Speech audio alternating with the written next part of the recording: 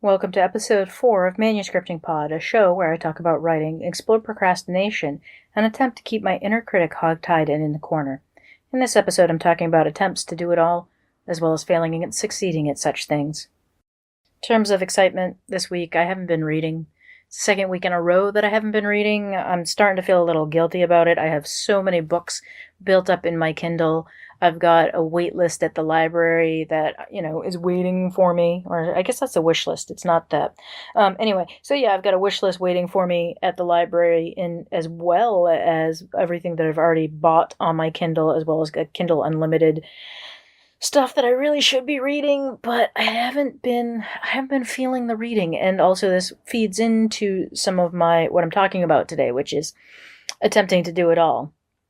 What I have been doing lately is I'm finding the podcast Right Now with Sarah Werner particularly inspiring. I've listened to many, many episodes. If you've never listened, she's got 80 plus episodes where she talks about writing, and it's more inspirational. There's some nuts and bolts, but there's a lot of inspirational stuff there as well. But she also has many more episodes where she interviews authors, and she calls them the coffee break. The coffee break episodes are really, really fabulous. I listen to those on my drive into work, as well as other podcasts with author interviews like Covered with Harry Marks. I particularly enjoyed that one on my ride into work.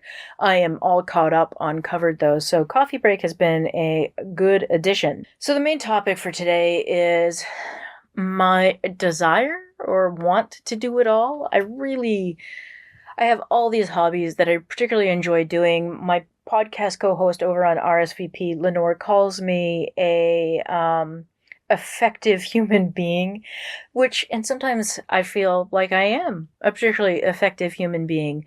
And other times I feel like I really fail at being a effective, efficient human being.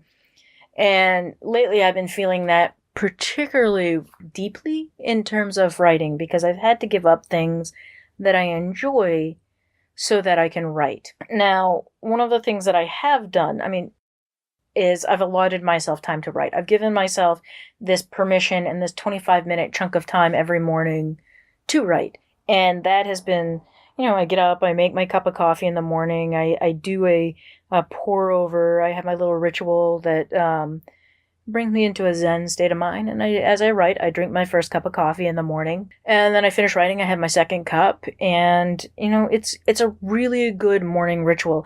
I think it's similar to morning pages, except that I'm specifically writing fiction, and I'm not brain dumping as you would in morning pages a lot. So yeah, I'm not doing morning pages in the traditional sense, but what I am doing is writing for 25 minutes in the morning. I'm getting around 500 words a day, which is really fabulous. But because I am getting up a half hour early and I'm writing for 25 minutes, I have to give up things. And one of the things that I specifically had to give up is my 100 Days project. If you follow me on Instagram, you know that I've been doing this 100 Days project where I've been painting political figures who do particularly misogynistic things, or I should say, I'm not doing it anymore. I was doing it. I was painting these little portraits of political figures who are jerks. I'm not going to use the actual language that I use on Instagram because this is a clean, safe for work podcast. So anyway, I've given up my 100 Days project, which this is another thing that I come into. Anytime I do a 30-day project or a month project, 100 days project, I typically fail it. And I usually beat myself up pretty heavily for failing those projects. I'm not beating myself up this time because I am consistently doing something else instead. So rather than the 100 Days project with watercolors, I'm doing my own thing where I'm sitting down and I'm writing every day. And that feels like an accomplishment instead of a failure. And as much as I would enjoy completing a 100 Days project, maybe my 100 Days project is now writing. Now that I'm going into my 4th week of this, and I think last episode I said I was in the 4th week, but I was actually going into the 3rd week. I don't remember what I said exactly, but anyway, I was going into the 3rd week. I hadn't completed the 3rd week. I'm now completed my 3rd week. I'm going into my 4th week. So that's 21 days? So I've been writing now for 21 days, and it feels pretty good to do it. But I have had to give up that 100 Days project. I've cut back drastically on my reading. I mean, that's obvious. Like, up until this point, I think I've read 250 plus books so far this year. I've read more books than there are days of the year because sometimes on the weekends I'll sit down and I'll read 2 or 3 books in a day because I read quickly. I enjoy reading, and I do that rather than watch TV. Although I have had a couple of weekends where I sit down and I binge watch something like Wynonna Earp or Lost Girl. My wife and I, we watched Lost Girl, and I think over 2 weekends. So, that's 5 seasons worth of TV.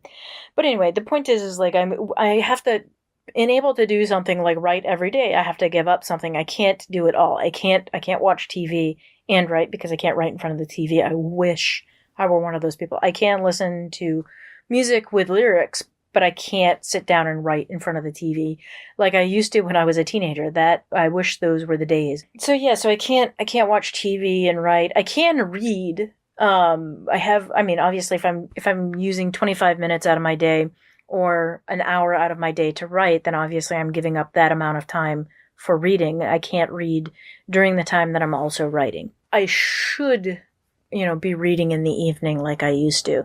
Instead, what I'm doing is I'm scrolling through Facebook and Twitter, which is my main distraction. How many more words per day could I get if I just turned off Facebook on my laptop, or if I turned off Twitter on my laptop? I would get so many more words. Part of that is because I don't actually like Twitter or Facebook. I don't like the experience of it on my phone. So it's not tempting for me to look at Facebook and Twitter on my phone when I'm writing on my tablet or I'm writing in my laptop. It's not convenient for me to pick up my phone and look at those things. So I don't even need to put it in airplane mode for those things. I just don't look because it's not an enjoyable experience for me. I also don't like tapping out messages on Twitter or Facebook on my phone. My fingers don't connect with the keyboard on my phone particularly well. So I end up with all these typos and autocorrect errors, and it's just very frustrating. So I prefer looking at Facebook or Twitter on my laptop via the web services. If I turned those off on my laptop, if I just shut them down or block them, I should turn on the block feature. I had to use that when I was doing my thesis. I had a website blocker that blocked certain websites between certain periods of the day. Because when I had my thesis, I churned it out, but also I distracted myself from it a lot with websites, and I realized if I didn't shut them off, then I wasn't going to get it done. Anyway, yeah, so you have to give up things, and some of that might be social media and TV. For me, it's definitely going to be more social media and definitely TV. The month of November during NaNoWriMo, I know I'm not going to be watching TV. I will probably let my Hulu subscription lapse. I will probably let Netflix lapse during that time because I can't do it. I can't watch TV and write at the same time.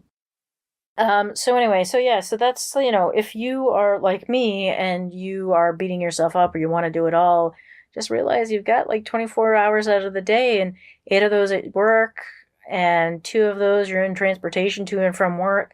Then you're asleep for 8 hours, so that's 18 hours of the day out of 24, only leaving you with 6 hours to do the things that you may or may not want to do. And obviously some of that's going to be taken up by cooking and cleaning up after cooking. And so what, you have 4 hours left to do the things that you enjoy doing. And what are you going to do in those 4 hours? Me, it's going to be doing writing. It's going to be sitting down and writing. I'm going to dedicate my time to writing. And part of that writing for me is also maintaining the blog.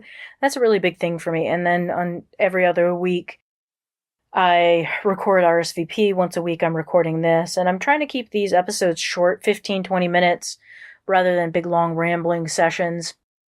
Hopefully none of my neighbors decide to ride around on their Harleys in the next 10 minutes or so while I finish up this podcast. So moving on to the things that I'm testing out. I am testing out a new app called Novelist. It's very pretty. I like it. I love it on my phone, and it's really pretty on my tablet. You set up a section with general info about what's going on in your novel, settings, characters, themes, main events, so on and so forth. Then you create a beat style outline. From there, you can get even more in depth. That you can, within each part of the outline, you can label it and you can add notes like, what do you plan on having happen here? And I think you can actually write within it, and it will develop it into an actual, it'll output it as a PDF or EPUB, which I think is fabulous. I mean, that's really cool. Apparently, the developer's making it so you can work even more in depth within the app for writing. I find it a little difficult in that sense. The big drawback that I find so far is syncing across devices is a pain in the butt and requires more work than it should, in my opinion. You have to save it, you have to back it up. You have to create a backup file on device 1, then download the saved backup file to device 2, then in-app select restore backup. Then if you want to work on device 2, you work, then save to drive again, then download, then restore again, this time on device 1. Total pain in the butt. Hopefully the developer works to work that kink out and gets the app working across all devices. What I want is something like OneNote or any of those things that where it just syncs across devices seamlessly. I should be able to pick up my tablet if I'm logged into my account and sync up Novelist on my tablet versus, opening up my phone, and working in that, and then being able to open it up on the tablet again and have it sync up. But it doesn't do that right now. Here's my check-in. I'm headed into week 4 of this little experiment, and frankly, it's going much better than I expected. Like I said, I have a lot of difficulty with these month-long and 2 or 3 month-long projects where, you keep working on something. What I'll do is I'll get distracted by something and I'll want to do something else. I'm a big fan of following my whims, but I'm trying not to do that with this. So forcing myself to check in once a week with all 25 of you listening has kept me on track with my writing and very motivated. Very seriously motivated. I'm really enjoying it. I'm enjoying the novel. Having the outline done in Novelist has been very, very helpful for me in keeping track of it. And it's helped me keep on track with where the story is going. So I know it's in progress. I check in with that app. I check in with you guys here once a week. So that's been nice. For the last 3 weeks, I've worked 6 out of 7 days a week. I've averaged 500 words a day in only 25 minutes.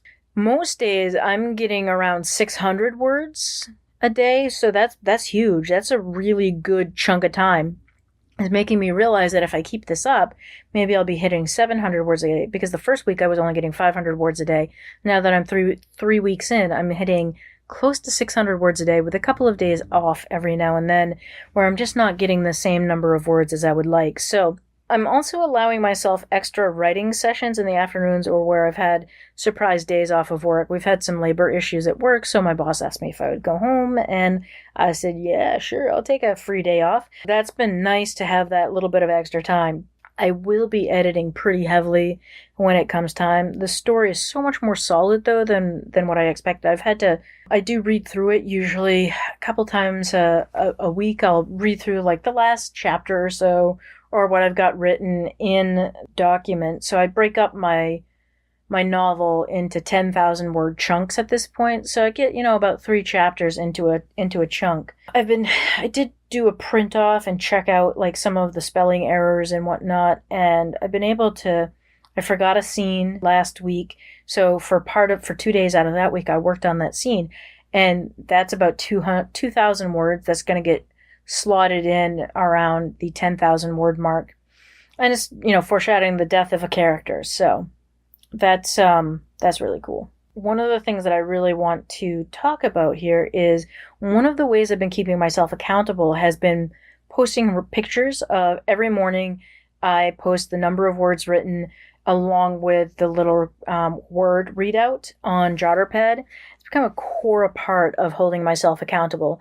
Been really tempted to create a second Instagram account for it, but having 700 people now see that and holding myself accountable to that entire group of people via Instagram has been really, really amazing. So all of the Lesfic and Am Writing community on Instagram, I just want to thank them for being kind and totally supportive. There have been a number of people who've written like, I was where you were, back, 5 years ago or 2 years ago or a year ago, and now I'm published author. So that's been really, really cool. I've really enjoyed that.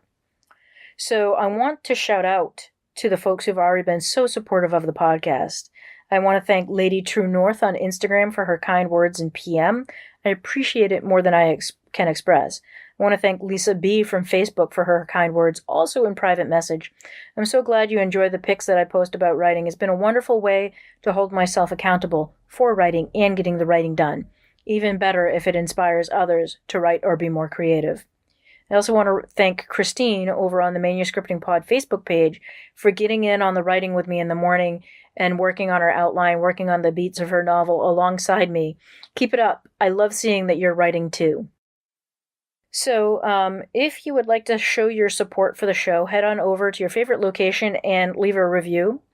If we're on Apple Podcasts now, you're on iTunes. So if you've left a review or you don't want to engage with Apple, share the show on your favorite social media location.